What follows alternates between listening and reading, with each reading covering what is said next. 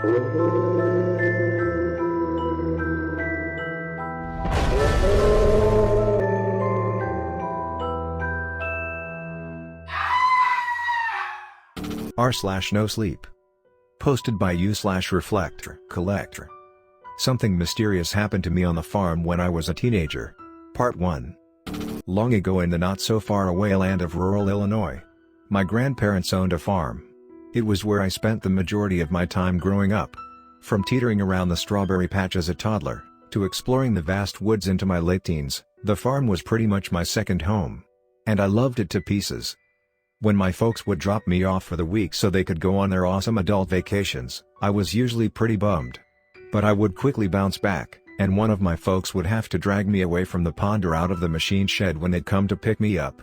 The pond was originally my favorite place to play, until I discovered the old nudie mags in one of the bins in the machine shed, but anywho. I'd spend hours on end catching frogs, turtles, fish, and other various pond critters. It never got old. That is, until the day I ventured to the hill.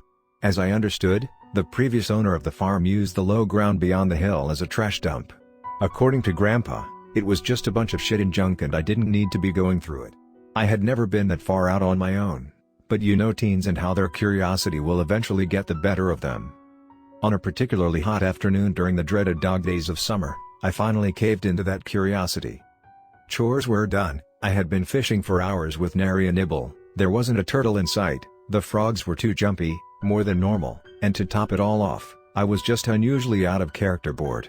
I started to go through the machine shed's forgotten treasures when I heard one of the cattle rubbing against one of the tin walls that made up the building's seemingly massive exterior structure. If you didn't know any better, the noise would scare you out of your skin. This distracted me just enough to wander out down the side of the building and jump the hot wire just to confirm my hunch.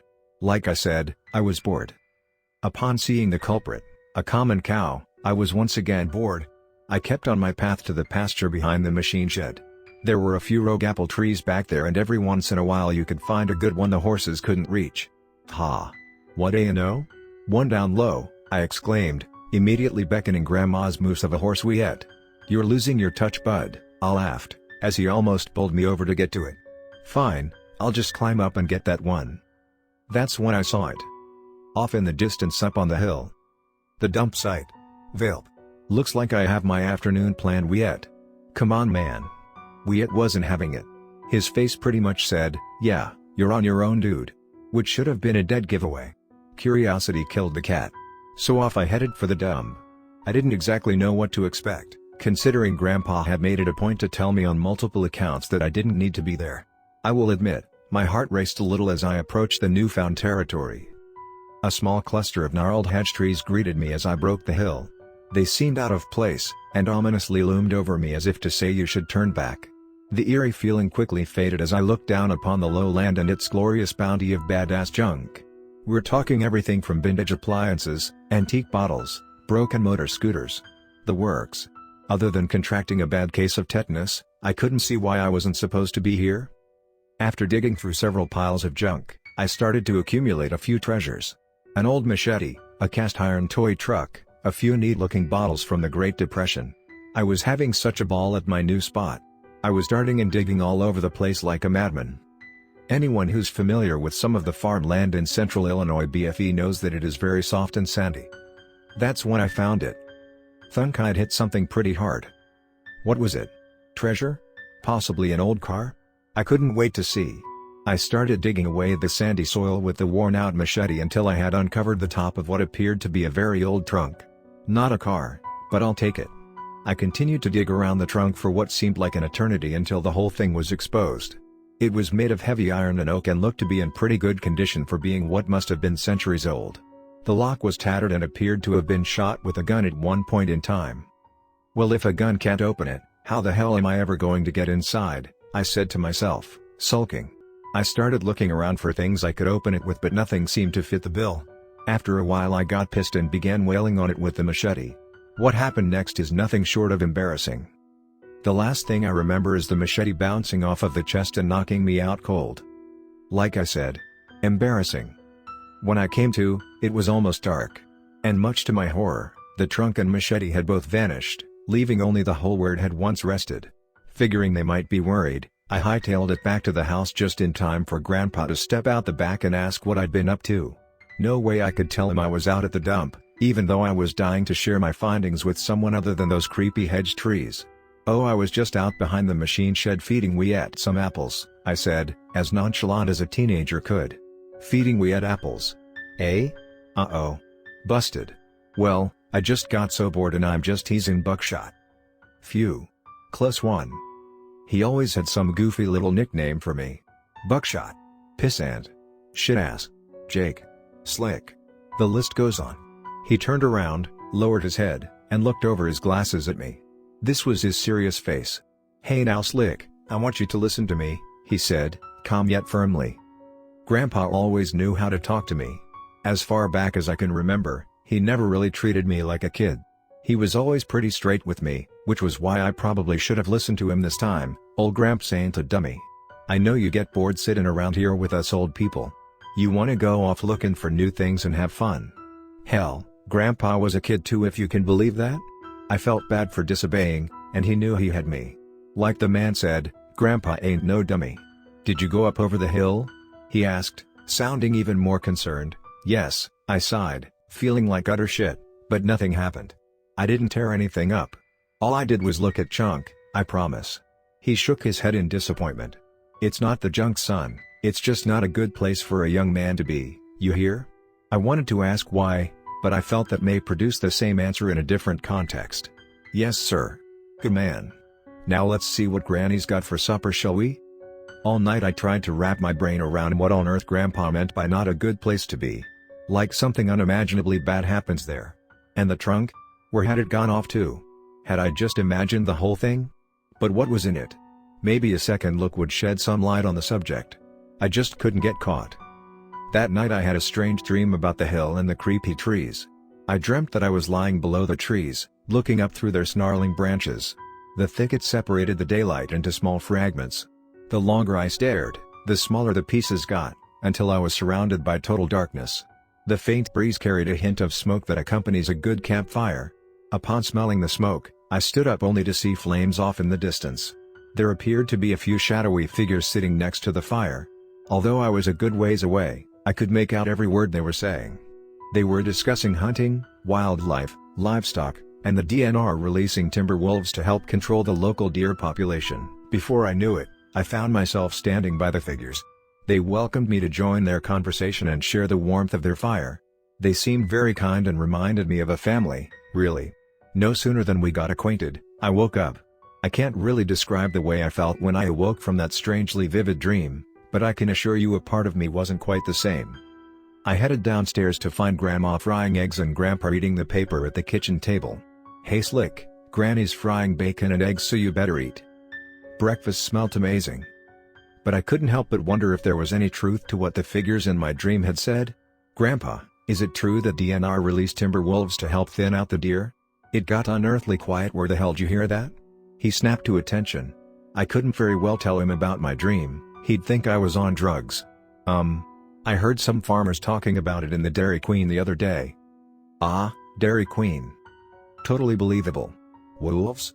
He looked over his paper and raised a brow. "Huh. You think that we'd have more livestock go missing if we had wolves?" I couldn't tell whether he believed me or was just playing along, but I didn't care. The aroma of eggs and bacon sizzling away. I was starving. "Hey, Jake? Bacon. Son, you hear me? Why was I so damn hungry? Hey now, goddammit. Let her get it out of the pan before you wolf it all down. Jesus Christ, kid. What the hell's the matter with you? What? Son of a bitch, that's hot.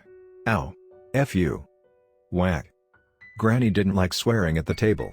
Especially when it was her teenage grandson. "Hey now. Knock it off. That's enough, you hear?" She scowled, firmly gripping the steel spatula that just acquainted itself with my cranium. "Yes ma'am. When both of them shoot you the what the hell's the matter with you glance, it's a good time to make yourself scarce." So I apologized and abruptly excused myself for the morning. With such a great start to the day, I figured I'd better check the watering troughs before doing any exploring to avoid getting my ass chewed. I stretched the hose out under the hot wire and drug it back towards the timber where they kept the watering troughs. I had done it 100 times, but this time was different. The timber seemed more vibrant and sounded more full of life. I could hear everything, smell the trees and the earth and the, cow shit. Never really bothered me before?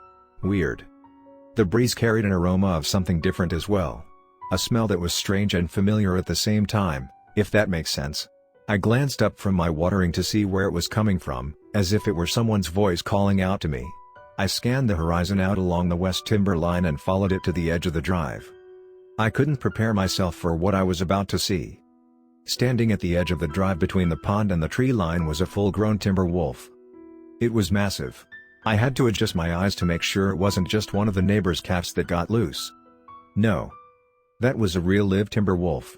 And I was only a hop, skip, and a lunge away from being its morning snack. I didn't want to move a muscle for fear it would notice me and come running, but I couldn't just stand there. I glanced over towards the back patio. It wasn't that far away. I gently set the hose down, trying my hardest not to take my eyes off of the beast. It slowly crept up the drive, the way a city person with a nice car pulls up when they're unsure about where they're at. I had to make my move. The first step I took landed directly on a dead branch. What luck. The wolf's ears perked up and much like me, it froze. Solid. It looked right at me. Its icy gaze penetrated my soul. We stared at each other for what seemed like hours. Damn, it's freaking huge was all I could really think. Its coat was wild and woolly looking considering the time of year, and was a rich, smoky gray. Its head was roughly the size of a large anvil and was full of pearly white daggers. You figure that would be the most menacing part, but you would be wrong. The eyes were the last nail in the coffin. They were an unnatural bluish green. Similar to the sky right before a tornado touches down. And they were making direct contact with mine. I was petrified to say the least, but the beast just stood there, as if it were sizing me up. Then its interest shifted. I wasn't the only one who saw it. One of the geese had squalled and was making a wild escape for the pond. What I was about to see and hear haunted me for months. The lumbering wolf, who was slowly creeping up the drive only minutes ago, crouched down at the edge of the drive and in one motion, leapt through the air and pounced on the goose before it reached the water. It cleared a distance of over 30 feet in one bound. I couldn't watch, but all I heard was the goose squawking turned to screaming, muffled cries, then nothing. I looked up just as the wolf was dragging his new breakfast down the drive and off into the field across the road. It dropped the goose, turned around, and looked right up at me with those same, unnaturally blue-green eyes, and I could have sworn I felt it say, "I'll be back for you." Later. Something mysterious happened to me on the farm when I was a teenager. Part 2. I could have passed out from how terrified I was. And there is a part of me that thinks I may have done just that. A part of me who would like to believe I had done just that. That wishes I had merely passed out from fear. However, the other part of me was not even close to passing out. This part wasn't scared. No, not even a little afraid. It were as if I couldn't account for my own actions. I could feel my face getting warm, and I began to sweat profusely. My Led Zeppelin t-shirt felt as if it weighed 100 pounds, wringing wet with perspiration. Goddamn. What in the name of, is going on? I winced in pain, as I struggled to tear out of my favorite shirt. I could hear my heart beat faster and faster. I could actually feel the blood coursing through my veins. Much like when your arm or your leg is asleep, but this feeling was all throughout my entire body. It was agonizing. But it felt so good. I collapsed into the sandy soil, and in one final attempt to stand up, I looked out towards the field where the timber wolf had once claimed its victim. Gone. Completely vanished. Wolf. Goose. Trail of blood. All of it. Gone. When I finally came to, it was after dark, and I had somehow gotten into the upstairs bedroom. Gramps must have found me and brought me, and I thought aloud to myself. There was an open can of 7-Up on the nightstand, and the summer breeze from the open window was more than welcome. Granny's fix for everything, I chuckled to myself, pressing the still cool can up to my lips.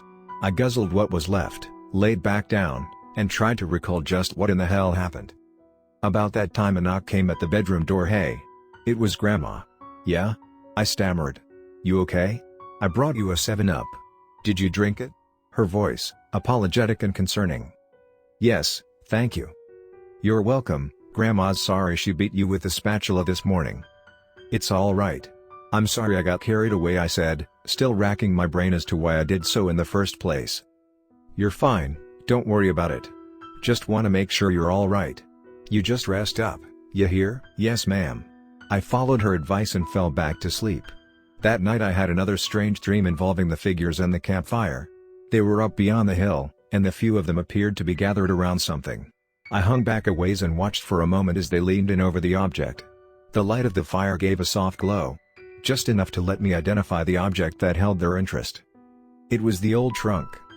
A slight gasp escaped my lips and apparently made just enough sound to announce my presence. The one figure quickly cocked his head over in my direction.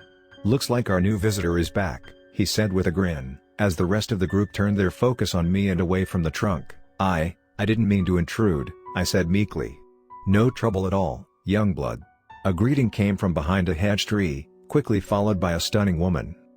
"Come on over here, let me get a look at you," she welcomed warmly. She was a younger woman of all but around 20 years of age. She had a healthy athletic build, and her skin was a lovely, natural, sun-kissed hue. The crisp night breeze pushed her silky dark hair over her face. She flashed a pearly white smile as she lifted a hand, brushing it away only to reveal beautiful blue-green eyes. She stepped forward as I nervously approached the group. Hey, new blood. Welcome." I was genuinely greeted with head rubs, arm punches, and slaps on the back. Much like siblings I never knew, growing up as an only child.